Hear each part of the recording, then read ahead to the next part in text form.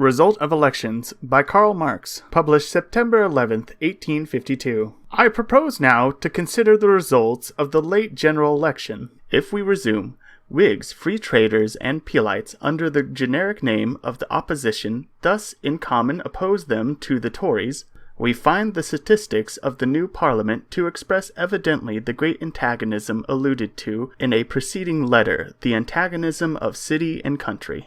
There were elected in England, in the boroughs, 104 ministerialists, 215 oppositionalists, but in the counties 100 ministerialists and only 32 oppositionalists. From the counties, the strongholds of the Tories, must be deduced the richest and most influential ones. The West Riding of Yorkshire, South Lancashire, Middlesex, East Surrey and others, possessing a population of 4 millions out of the 10 millions who compose the population of the counties, independent of the towns sending members to Parliament.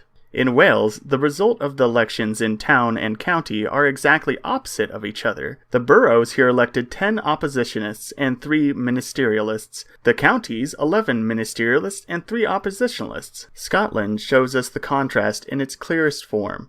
The boroughs to 25 oppositionalists, elected not a single ministerialist. In Ireland, the proportion is different from what it shows itself in Great Britain. In Ireland, the National Party is the strongest in the country, where the population is more directly under the influence of the Catholic clergy, while in the towns of the north, English and Protestant elements predominate. Here, then, the proper seat of the opposition is the country, though, with the present mode of election, this cannot show itself so very strikingly. In Ireland, the boroughs sent 14 ministerialists and 25 opposition, the counties 24 ministerial and 35 opposition.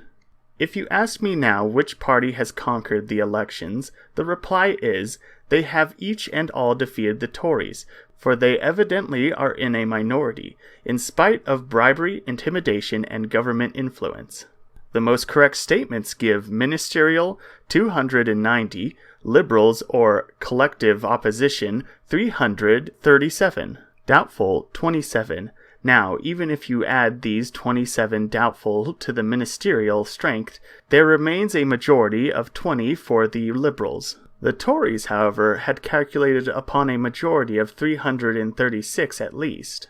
But leaving out of the question this numerical minority, the Tories succumbed in the elective struggle, for their leading men were forced to deny their own protectionist principles. Of 290 Derbyites, 20 pronounced against all and every sort of protection, and of the remainder many, even Disraeli himself, against the Corn Laws.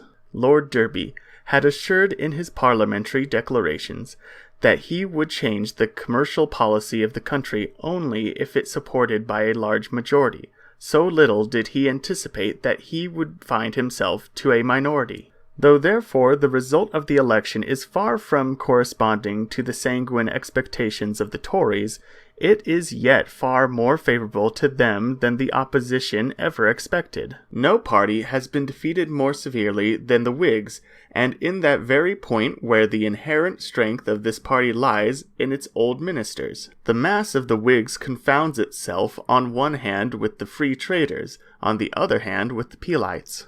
The real vital principle of British Whiggery concentrates itself in its official head. The chief of the late Whig ministry, Lord John Russell, has been re-elected, it is true, by the City of London. But in the city election of 1817, Mr. Masterman, Tory, stood 415 votes below Lord J. Russell. In the election of 1852, he stood 819 votes above him and headed the poll. 11 members of the late Whig government have been right down turned out of their Parliament seats, namely Sir W. J. Crang, Lord of the Treasury, R. M. Bellew, Lord of the Treasury, Sir D. Dundas, Judge Advocate of Scotland, Sir J. Grey, Home Secretary, J. Hatchell, Attorney General for Ireland, J. Cornwall Lewis, Secretary to the Treasury, Lord C. E. Paget, Secretary to the Master General of the Ordinances, J. Parker, Secretary to Admiralty, Sir W. Somerville, Secretary for Ireland, Admiral Stewart, Lord of the Admiralty, and to these you may add Mr. Rawnall, the Chairman of Committees. In short, Since the Reform Bill, the Whigs have not experienced a similar rout. The Peolites, whose numbers were already feeble in the late Parliament, have shrunk to an even less considerable group, and many of their most important men have lost their seats. For instance, Cardwell, Edward, both for Liverpool, Green, Lanark, Lord Mahon, Hertford, Randall Palmer, Plymouth, and the greatest sensation was created by the defeat of Cardwell, not only on account of the importance of the town represented by him, but also the account of his personal relationship to the late Sir R. Peel. He is, with Lord Mahon, his literal executioner. Cardwell was defeated because he supported the repeal of the navigation laws, and because he would not join the No Popery cry, and the Church and State party influenced the elections considerably in Liverpool. That very busy and very money-making community, observes an English free trade paper on this occasion, has little time to cultivate religious feelings. It must rely, therefore, on the priesthood and become an instrument in their hands. Besides this, the electors of Liverpool are not like those of Manchester, men but gentlemen, and strikingly, for the old orthodoxy faith is a main requisite of a gentleman. The Free Traders, lastly, have lost some of their best-known names at the electoral contest. Thus at Bradford, Cole Thompson, alas, Old Mother Goose, one of the oldest preachers and literary representatives of free trade. At Oldham, W.J. Fox, one of their most renowned agitators and most witty speakers. Bright and Gibeon, themselves best at Manchester, the stronghold of the party, their Whig opponents by comparatively weak majority only. It is, however, a matter of course that under the existing electoral system, the Manchester school counts not and cannot count upon a parliamentary majority. But it had nevertheless boasted for many years that if only the Whigs were turned out and the Tories returned to office, it would excite a tremendous agitation and perform heroic deeds. And now, instead, we see it again in the late electoral battle modestly go hand in hand with the Whigs, and this alone is equal to moral defeat. If thus none of the official parties has obtained a victory, if on the contrary all of them have been beaten in their turn, the British nation retains the consolation that though no party, yet a profession is more importantly represented in Parliament than ever, the profession of lawyers. The House of Commons will count above 100 lawyers in its ranks, and the number of jurisconsults is perhaps no favorable augury, neither for a party that it will gain its action before Parliament, nor for Parliament that it will carry a verdict with the nation. According to the numerical proportions stated, there is no doubt of it, the total opposition disposes of a negative majority against the Tories. By united operations, it can upset the ministry in the very first days after the meeting of Parliament. It is itself incapable of forming a durable administration from its own body. A fresh dissolution and a fresh general election would be necessary. A fresh general election, in its turn, would only necessitate a fresh dissolution. In order to break through this vicious circle, a parliamentary reform is needed. And antiquated parties, and a new parliament, will even prefer Tory rule to such a heroic operation. The Tories, though in a minority compared to the combined opposition, are yet the strongest faction of the Parliament if every party is considered separately. They are besides retrenched in the strongholds of office. They have a well-disciplined, compact, and pretty homogeneous army to back them, and they are finally certain that their game is played out forever if they lose this time. Opposed to them is a coalition of 4 armies, each under a different chief, composed of badly amalgamated fractions divided by interest, principle, souvenirs, and passions, mutinous against paramount parliamentary disciplines, watching jealously their respective pretensions. The parliamentary proportions of the different opposition sections, as a matter of course, in no ways corresponds to their national proportions.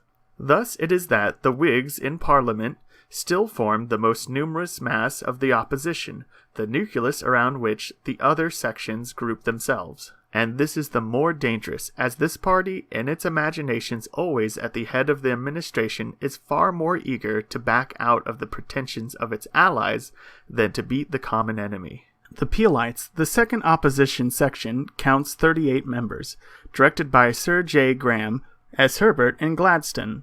Sir J. Graham speculates upon an alliance with the men of the Manchester School. He aspires too much to the premiership to feel any inclination of helping the Whigs recover their old government monopoly. On the other hand, many of the Peolites share the conservative views of the Tories, and the Liberals can count upon their regular support in questions of the commercial policy only.